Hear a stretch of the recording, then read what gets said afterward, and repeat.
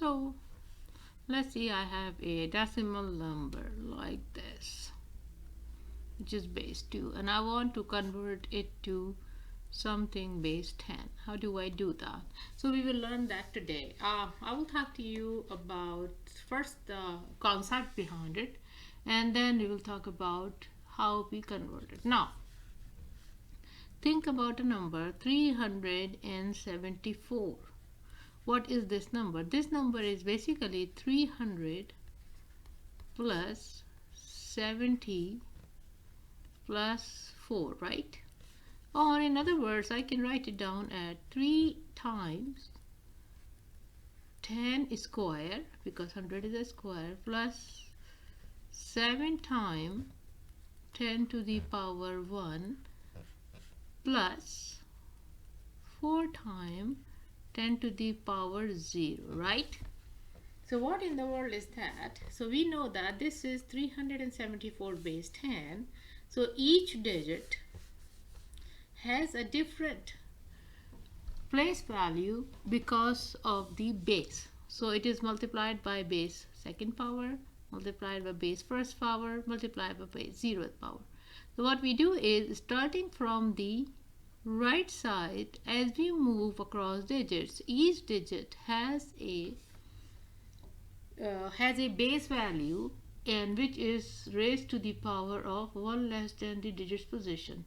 Now if I go back to my previous discussion, this tells us how many groups of 10 this one represents, how many groups of tens this one represent, right? So if I have this number, let's consider then this number that we have in my hand, and let me convert this. Now this number, what in the world is this number then? If I talk about this number, I have 1, then 1. I'm writing them far apart intentionally, right? And they are base 2. So this is base to the power 2 to the power 0. And this one is 2 to the power 1. And there is a plus sign in between. So let me write it down a little neatly, or in a little different way, so that will be easier to understand. So if you check it out, I have 1, then 1, then 1, then I have 0, 0, 1, 0, 0, 1. These are base 2. So starting from the least significant digit, or the one on the rightmost side, this is 10 to the power 0. Then I will add the one on top of it, 2 to the power 0. This would be 2 to the power 2, and we will be adding these numbers together. This would be 2 to the power 3, plus this would be 2 to the power 4, and then this would be 2 to the power 5, right? So I have 6 digits, 1, 2, 3, 4, 5, 6, and then that means I go 2's power from 2 to the power 0 to 2 to the power 5.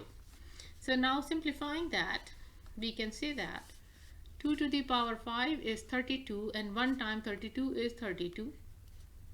Then 2 to the power 4 is 16. 16 times 1 is 16.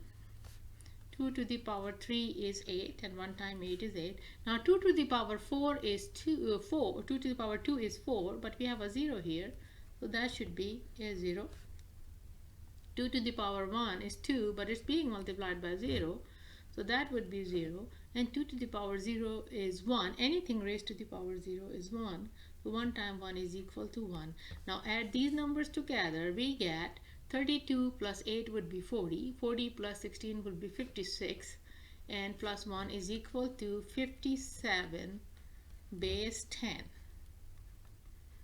Right? This is one way to do that. Now let me tell you an easier way to do that. So if I have the same thing, I said 1, 1, 1, 0, 0, 1, right? This was my number 1, 1, 1, 0, 0, 1. So for shortcut, what I can write it down is, I can write this one is going to be multiplied by 2 to the power 0. This one is going to be multiplied by 2 to the power 1. This one is going to multiply by 2 to the power 2, 2 to the power 3, 2 to the power 4, and 2 to the power 5. So I gave each decimal number its place value according to the base that we are using.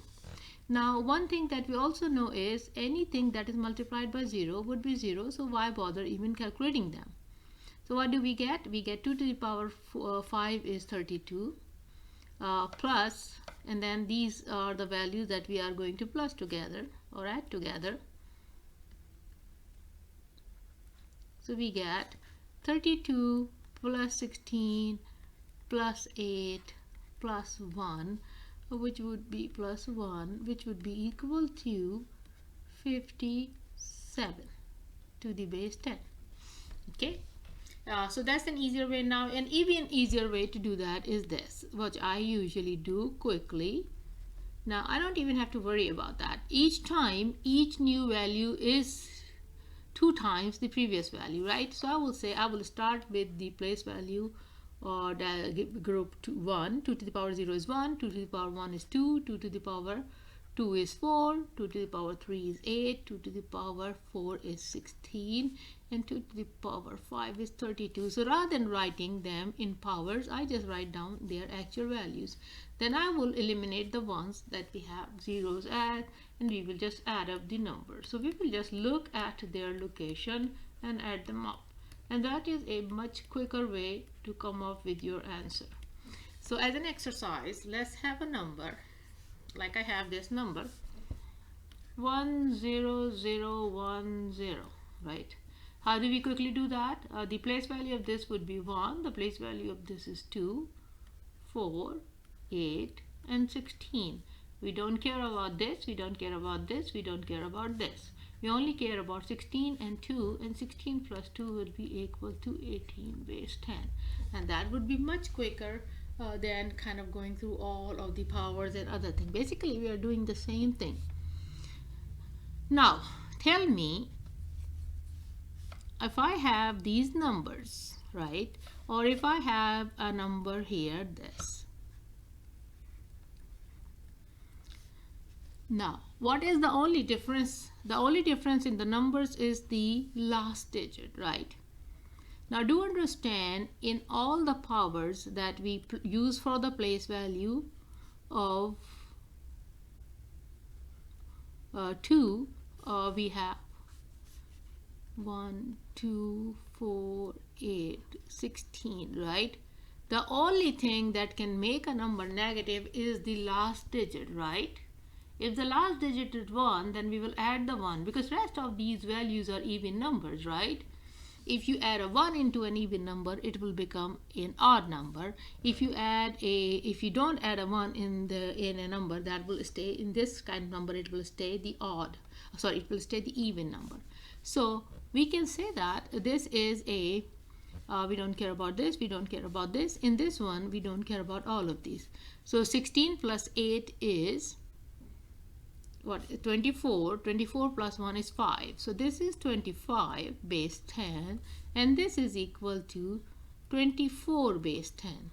So we can just look at the last digit of a binary number and tell whether it is an even number or an odd number. So as an exercise, just take a look at this. I have 11101, and then I have another number 110, 1101, and 10. That is it. So this is a binary number. Its last digit is 1, right? So that means we have to add the 1 into it. That means that number will be equal to an odd number. Now this would be, but since this digit is 0, we would not have to add the 1 in it, and this would be an even number. This would be an odd number, and this would be an even number.